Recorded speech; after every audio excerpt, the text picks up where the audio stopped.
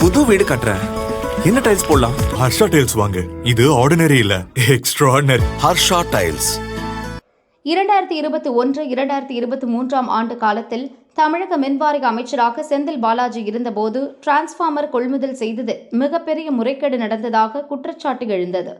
இதன் மூலம் அரசுக்கு 397 கோடி ரூபாய் இழப்பு ஏற்பட்டதாக கூறி அறப்போர் இயக்கம் சென்னை ஹைகோர்ட்டில் வழக்கு தொடர்ந்தது. இந்த புகாரை சிபிஐ விசாரிக்க சென்னை ஹைகோர்ட் உத்தரவிட்டது.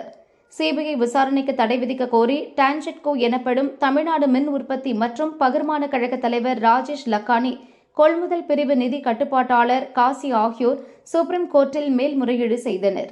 வழக்கை நீதிபதிகள் விக்ரம்நாத், சந்தீப் மேத்தா அமர்வு விசாரித்தது. டான்ஜெட்கோ வக்கீல் வாதிடும் போது சிபிஐ விசாரிக்க ஹைகோர்ட் போட்ட உத்தரவுக்கு எதிர்ப்பு தெரிவித்தார். இந்த நடவடிக்கைகள் அரசியல் உள்நோக்கம் கொண்டவை என்றார். அனைத்து தரப்பு வாதங்களை கேட்ட நீதிபதிகள் சிபிஐ விசாரிக்க ஹைகோர்ட் பிறப்பித்த உத்தரவில் தலையிட முடியாது என கூறி மேல்முறையீட்டு மனுவை தள்ளுபடி செய்தனர்.